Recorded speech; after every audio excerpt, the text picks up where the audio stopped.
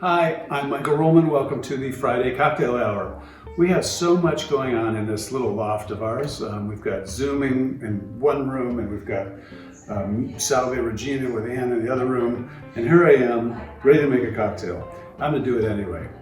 We're gonna be making a sour cocktail, one of my favorite categories: spirit, citrus, and sugar. Because I was thinking about daiquiris, and I did by mistake make up the El Floridita and called it the Daiquiri Jubilee. I wanted to do a Hemingway Daiquiri. The Hemingway Daiquiri was a revelation to me. When I was a young man, I read Mr. Hemingway obsessively, read about his life, as I know so many young writers did. And you have to understand, I was a young adult, it was the 1980s, and the only daiquiri that I'd ever known was a frozen daiquiri, and they were awful, chemical, slushy concoctions. When I read what his daiquiri was, it was a revelation to me. And so I made one with just rum, lime juice, and simple syrup. I tasted it, and it was like a whole new world opened up to me. The cocktail world opened up to me. And so I thought, I've never made a Hemingway Daiquiri. I'd made a Daiquiri, I made the Daiquiri Jubilee, so I thought it would be time to make a Daiquiri. Hemingway Daiquiri is traditionally white rum, lime juice, grapefruit juice. I add a little simple syrup because I think it's too tart, and I play with the proportions a little bit. So I'm going to make a Hemingway Daiquiri right now with rum I got from Cuba, since that's appropriate, the Havana Club. So it's going to be 2 ounces of rum. I'm going to make 2, one for my videographer, the wonderful Kat. And then we're going to do 3/4 ounce of lime, so that is 1.5 ounces of lime. This is a 1 ounce pour here, there. And then we're going to do a whole ounce of grapefruit juice. And then we're going to do a 1/2 ounce of Luxardo, so 1 ounce for 2.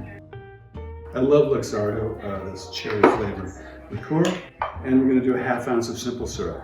I make mine in a ball jar and keep it in the fridge because I've been using so much of it. Cool it off. I got this nice pitcher and this nice Skull Stir Cocktail Kingdom. A great place for cocktails. And since I'm sharing with quarantine members, I'm just going to taste right away to make sure it's... Oh, that is really interesting. And that is a Hemingway Daiquiri on the rocks. He would have had his straight up. I saw a picture of him in El Floridita with an on the rocks. Just going right in there with an on the rocks one. Cheers.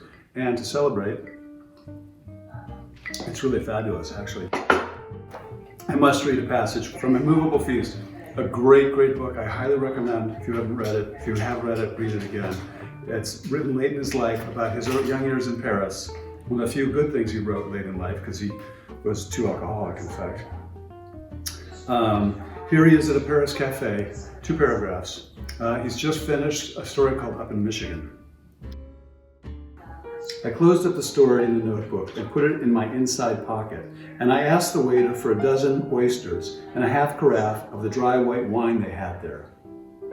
After writing a story, I was always empty and both sad and happy, as though I had made love, and I was sure this was a very good story, although I would not know truly how good until I read it over the next day. As I ate the oysters with their strong taste of the sea and their faint metallic taste that the cold white wine washed away, leaving only the sea taste and the succulent texture, and as I drank their cold liquid from each shell and washed it down with the crisp taste of the wine, I lost the empty feeling and began to be happy and to make plans. Something to think about in these days of quarantine. To everyone's health, happy Friday.